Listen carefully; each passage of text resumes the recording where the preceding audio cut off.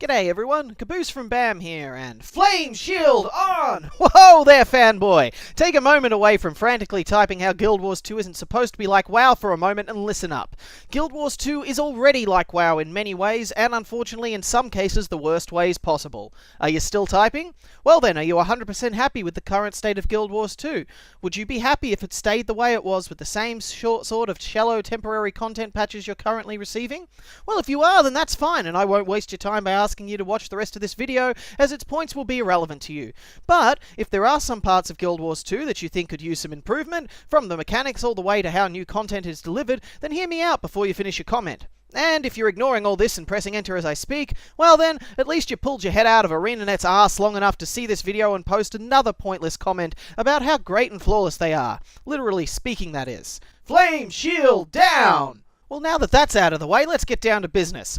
I've compared Guild Wars 2 to many games in my previous videos, usually as an example of how such a game improvement has worked in the past, and naturally I bring up WoW from time to time because, like it or not, there are many things that WoW has done right over the years that Guild Wars 2 could benefit from emulating. But you can't compare WoW to Guild Wars 2, it's been around so much longer, you shout. Okay, well for argument's sake, let's compare the first 10 months of WoW to the first 10 months of Guild Wars 2 so I can better explain my point. The first 3 months of WoW's lifespan, it was simply squishing bugs for the most part, while Guild Wars 2 worked on bugs, tweaked skills, put in a holiday event, a new zone, a one-time world event, balanced a few world bosses, introduced the fractals of the mist. Man, Guild Wars 2 was certainly boasting more content in the first 3 months than WoW, that is for certain. By the 4th month, WoW started releasing new content with its Christmas event, a new dungeon, a world PvP arena, and more bug fixing. Guild Wars 2 also released a Christmas event along with the breakout system to World vs. World, more skill tweaking, and more bug fixing.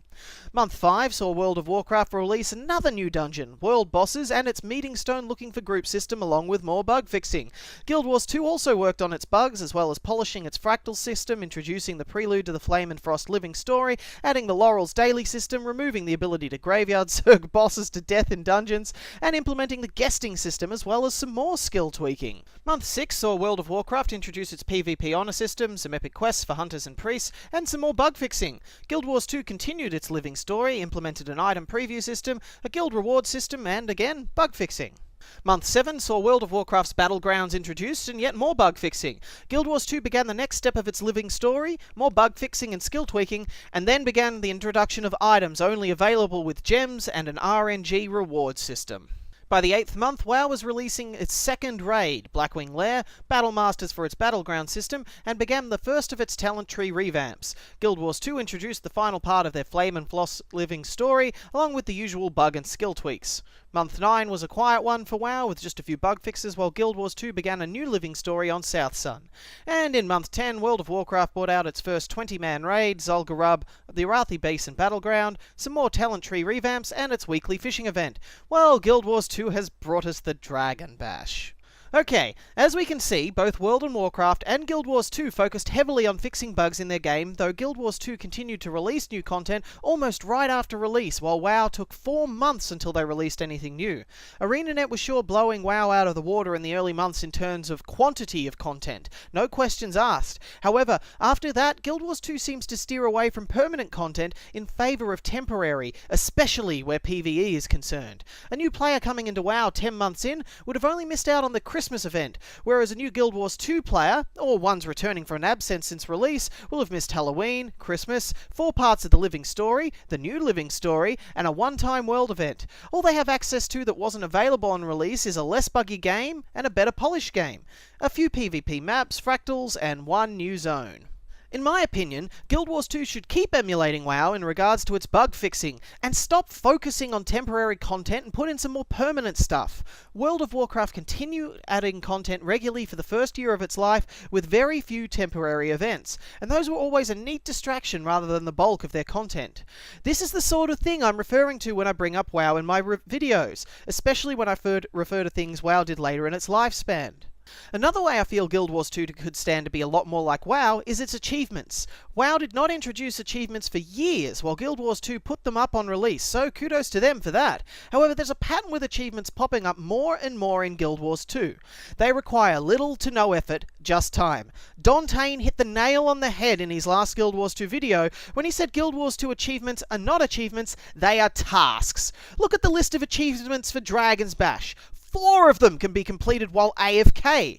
And eat X amount of candy? Bash X amount of pinatas? I can't speak for everybody, but I don't find this shit compelling at all. It feels like a chore. Be a good little boy and do your achievements and you could have some shiny dragon wings. Even the collect X item quests in WoW temporary events required exploring the world to obtain them. On the topic of challenging achievements, let's look at WoW's party dynamics versus Guild Wars 2. World of Warcraft requires a party working together to complete a dungeon and raid content, while Guild Wars 2 does not.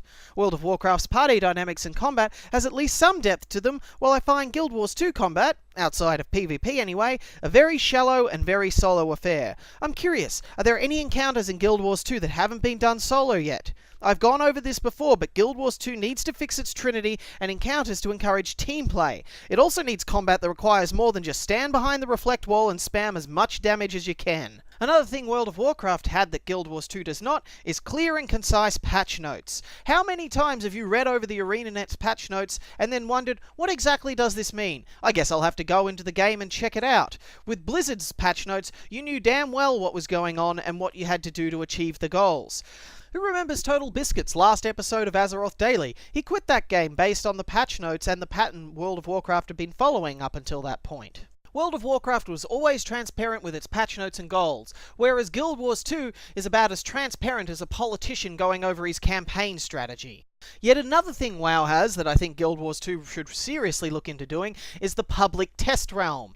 You can test things as much as you want, but without other players testing it, there are always going to be some problems that get overlooked. Not to mention that having players test the content for you is having them work for you for free. They get to preview your content early, and you get more feedback. Win-win. Are we so scared of Guild Wars 2 becoming a WoW clone that we forbid it from emulating the things World of Warcraft gets right? Don't worry, I'm not biased. Let's go over some of the things World of Warcraft and Guild Wars 2 do wrong. World of Warcraft has a habit of forcing players to play the same content over and over to reach the next tier of content. Guild Wars 2 doesn't do that! It doesn't have a gear treadmill, I hear you say. What's the most challenging, and I use that word liberally, PvE content in Guild Wars 2? Fractals. And how does one get to the challenging content in Fractals? By running it. Over and over and over. At least in World of Warcraft, the gear treadmill was a crutch that could be negated to a degree. The Guild Wars 2 Fractals grind is more akin to Diablo 3's difficulty grind than WoW's. Why can't these challenges be locked off behind a skill cap rather than a treadmill? Now, let's go over the big one. The absolute worst thing Guild Wars 2 has in common with World of Warcraft. Know what that is? Dumbing down the game for the casual player base. You can spin it any way you want. Yes, casuals are great for a game, but the thing about casual players is they're in it for the short term. You make your game appeal to the casual players, your game will be successful.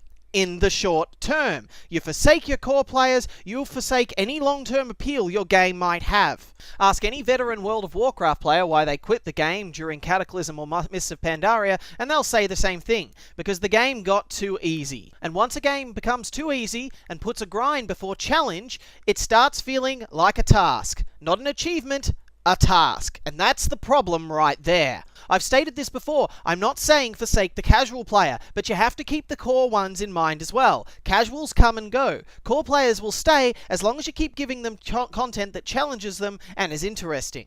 Now, if you're one of those fanboys that has actually listened this far, kudos to you and allow me to apologise for pulling the old bait and switch on you. I shouldn't have called this video Make Guild Wars 2 More Like WoW. I should have called it Make Guild Wars 2 More and Less Like WoW. But come on, bait and switches aren't always a bad thing. Spec Ops and Bayonetta did it quite well, and who was complaining about that? However, if you want to complain about bad bait and switching, geez, let me think. What game did that recently? Oh yeah, Guild Wars 2. Don't believe me? Go watch their manifesto video and tell me how many of their promises they've actually come good on. The whole reason I've pulled this crap to get the fanboys here to listen to this video is so that the next time someone suggests implementing a feature that worked well in WoW into Guild Wars 2, instead of immediately saying that Guild Wars 2 it shouldn't be like WoW, have a look at the feature that was suggested. Would it work in Guild Wars 2 without making it a clone of WoW? Would it be a good feature that'd be a lot of fun and wouldn't detract from ArenaNet's original goals for Guild Wars 2? The same could be said for any criticism over any feature in Guild Wars 2 as well. Instead of just saying ArenaNet knows what they're doing and accepting it, have a look and think for yourself. Who knows? You might be the one that comes up with the best solution to the problem that was brought up in the first place. So in conclusion, ArenaNet should be taking inspiration from the best parts of World of Warcraft and implementing them into Guild Wars 2. World of Warcraft did this itself, taking the best parts of many other games and implementing it into World of Warcraft. So I see no shame in ArenaNet doing the same thing. As long as it doesn't interfere with ArenaNet's goals for Guild Wars 2, there should be no problems whatsoever. Oh, and while we're on the subject, ArenaNet, get back to your goals, or state your new ones. You won't be getting another dime from me, because my good faith in you is now exhausted. Remember guys, if you want ArenaNet to hear your complaints, leaving them here on YouTube isn't going to do a damn thing. There's a link to the official forums in the About section below. Make sure you go there to leave any comments that you'd like ArenaNet to hear. If you just want to bitch at me, that's fine. Feel free to leave them here. I'll reply to them. Be sure to like or dislike before you leave, guys, and subscribe if you're interested in any more videos. Though just as a heads up, I'll probably be doing less Guild Wars 2 videos from now on. As I said, my faith in them is shot. Most of my spare time's been spent playing Scrolls at the moment, and I'm really enjoying it. So if you're an avid Scrolls player and you want to challenge me, just join the BAM channel when you log in. Anyway, guys, thanks again for watching, and I'll see you next time. Now imagine if at the start of the upcoming Guild Wars 2 expansion, it didn't take place in some far-off new zone miles away from your home, but instead in the starting zones your character grew up with. Now, imagine that instead of an instanced area where the story played out, this story is told in a zone full of other players trying their best to push the dragon forces back. There we go. So, these fireworks... oh yay. Well, they're going.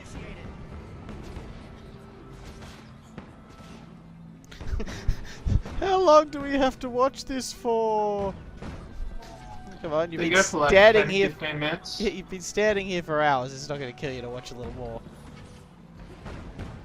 Oh, so not worth waiting around for. Then why did you? Because I'm an achievement whore.